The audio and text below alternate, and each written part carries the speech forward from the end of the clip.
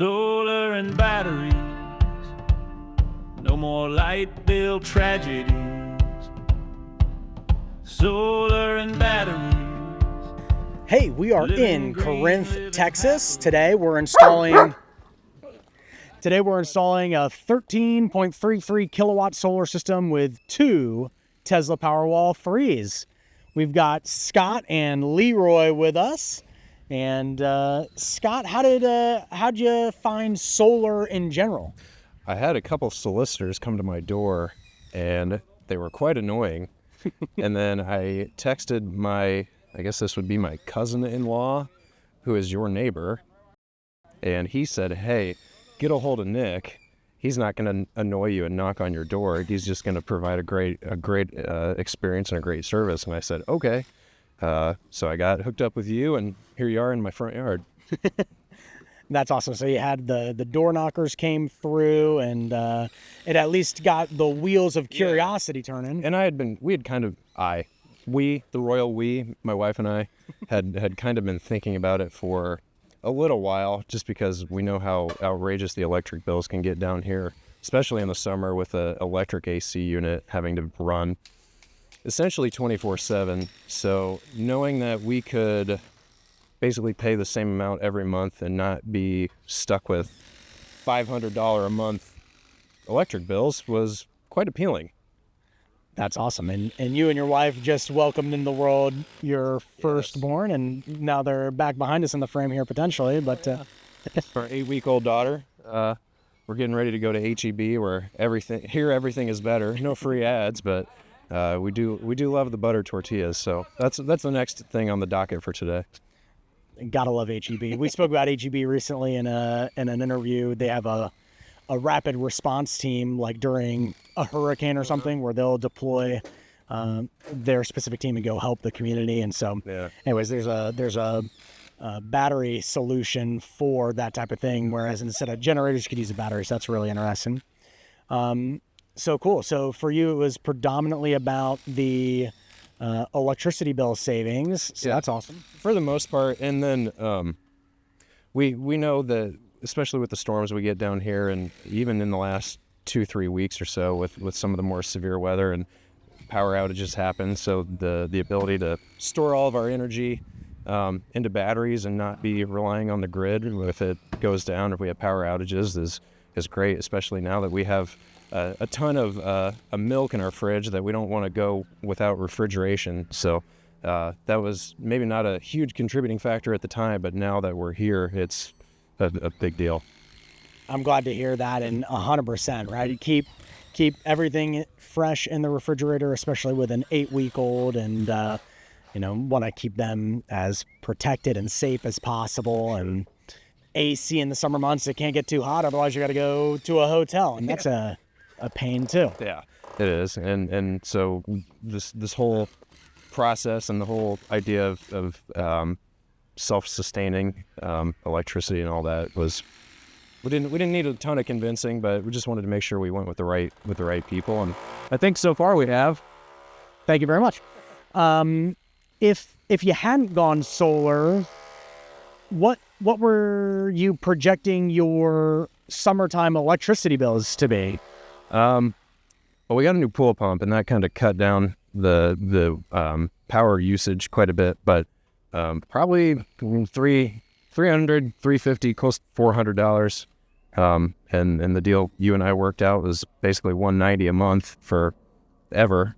So that's, I would say, a pretty good cost benefit. Very cool. So your anticipated summertime bills this year were going to be $300 to $400 a month. How low were or are your wintertime bills before solar? I think the lowest one I saw was maybe $150. So yes, in the winter, will it be a little bit more for the solar? Yeah, but I think the summer usage and the summer prices were so much higher that we were willing to eat it a little bit, and that's just because also, like, our furnace is gas, our water heater's gas, so our winterized stuff is gas. So if I were to maybe take the gas bill and combine it with the electric bill, I would imagine it'd probably be about the same. But yeah, right around that, maybe 200, maybe a little less in the winter. Okay, cool. So highs again this year at $300 to $400 in the summer, lows of like 150 in the winter. Yeah, I think I saw last summer the highest bill I saw was $499. So yeah, But you got a new pool pump, so you were anticipating that to go down a little bit. So, and I don't know how much of it was the temperature versus the pool pump usage, but wow. So basically $500 last summer, made some energy efficiencies. You just mentioned a minute ago that you redid the windows and Leroy was playing with the window guy. Yeah. When did you get those windows done? November. So another energy efficient upgrade. Let's talk about how did we land on the size and design of the system? Did we build it based on the historic usage with the less energy efficient appliances, or did we reduce the total system production to account for those energy efficiencies? No, I think when I sent you our bills and our usage from last year, and then I think you were able to pull further back, you kind of went with the historic average, regardless of energy efficient improvements or not. So I think the system that we've got should cover anything and everything. And I think the next she disappeared. The next thing we had maybe talked about was getting an electric heater for the pool, and tying that into the system. So I would imagine with a little bit of extra or the little bit of extra wattage we have available on the system, hopefully with a nice sunny summer, we can deal with that and not have to have any huge hikes in the electric bill because of it. So there's room to play, and I think we got more than plenty. That's awesome. So we were able to deliver a solar and battery system for $190 a month that never goes up, never increases. It's got an end date in sight. It's a long ways out, but no penalties for early payoff, that type of thing. And that's based off of when you were having highs of $500 bills, lows of $150, so maybe even averaging out to, $275, $300 a month, something like that. Okay. So it's a savings, one way or another. It's a savings, which is good. Who doesn't love that? Penny saved is a penny earned. Yes, sir. Scott, what's your background? I fly jets for a major airline based around here, and went to school to be an engineer. Well, I wanted to be a doctor, but I don't know. I made several mistakes along the way and ended up doing what I'm doing. Hey, you landed in a pretty good spot. Thank you very much. That's cool. So you studied engineering. What flavor of engineering? Civil. So when a couple of the people that came knocked on our door, I was asking them very nuanced and specific questions. And then I don't know if they were a little bit creeped out or intimidated or what. And then they asked me, like, what do you do for a living? I'm like, well, I do this, but this is my background. They're like, oh, that makes sense why you're talking about NiCad batteries versus lithium and all that. So, yeah.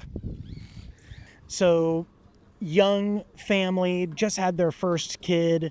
Do you view this, is this your forever home? Probably not. We want to have more kids. This is number one. I want like 8.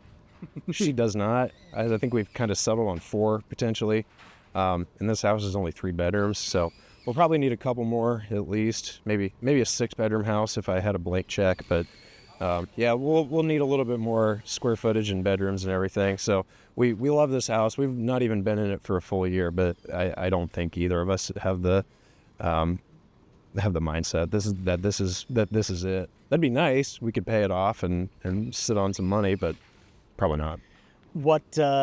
Where in the world would it be in? Would it be in DFW? Would it be in Texas? Would it be in a different state? Would it be somewhere else? Where's that forever home? Well, if you were asking me my true dream forever home, it'd be 100 acres in the middle of Montana. But since I still have a job and need to pay the bills, we're going to stay down here for the foreseeable future, probably around somewhere around this area, Flower Mound, Argyle, Lantana, something like that. or move back into Collin County. We really haven't gotten that far, but I don't know, four or five bedrooms, 3,000 square feet. I would like 5 acres, but in town that's probably not doable for under $10 million. So if we have to stretch out into the country a little bit to get that, maybe, or they settle for, I don't know, like a half acre, something like that. But your ideal would be the John Dutton Yellowstone game. Yeah, something like that. Yeah, I never did watch that show, but some of the references I understand. That would be gorgeous for sure. Segue back into how to go off grid. That's exactly what I was thinking. So on that ideal property, what types of elements of that property would make it that forever permanent space and fixture? I mean, like he had said, self-sustaining would be great. So solar, I don't know, like a geothermal heat pump, rainwater catch, all that to do that. I don't know, as much as it's possible to kind of be self-sufficient, that'd be great. But at the same time, it's not lost on me that the cities, municipalities, or whatever provide utilities for a reason. So as much as we can be, sure, great, but we'll see. That's awesome. My wife and I are actually building a barn dominium. We're in the early stages of that, but we're going to have geothermal HVAC system. I really want the rain catchment stuff. She is warming to the... More convincing. Exactly. And then obviously, for my home, it'll be solar batteries. Typically in an off-grid setup, it's good to have like a standby automated generator and a system that can integrate all those things together. And then well water, rainwater, geothermal heat and cooling, very low energy usage, very energy efficient to do it that way. And then solar batteries, standby generator with a little propane tank, everything working all cohesively. And no more, nobody owes you anything, you don't owe anybody else anything. And You're basically your own city. So what attracted you to the green movement? Being good stewards of the world is something I think everybody should strive to do. And now some people are more financially able to do that because it is pricey to do it in a lot of ways. But I think the opportunity to maybe be one less drag or one less drain on the system to potentially be able to scale back and like I said, be good stewards of the world that we live in, because we only have one. Elon hasn't quite colonized Mars yet, so for the time being, we gotta take care of the Earth that we have. So the ability to do that, and maybe not to make myself feel good for doing so, but just to be one small cog in the machine that tries to set the world up to be better for our kids and for our grandkids. It helps when it also alleviates stress on the wallet too, a little bit. For sure. And if we could have perfectly green and eco-friendly without it being expensive, I think everybody would be on board. But for the time being, with the materials and resources that we have, it is a little bit more pricey. But I would like to think that as we continue to modernize in technology and everything, that it'll get more attainable for everybody. So one can hope. Don't know. Very cool. And as it relates to like the state of Texas, right? We talked a little bit about stress on the wallet, stress on the planet. Like the February 2021 snowstorm and freeze that caused a bunch of power outages. How do you see what you're doing here today? How is that going to help Corinth and DFW and the great state of Texas? Well, hopefully, like I said, one less dot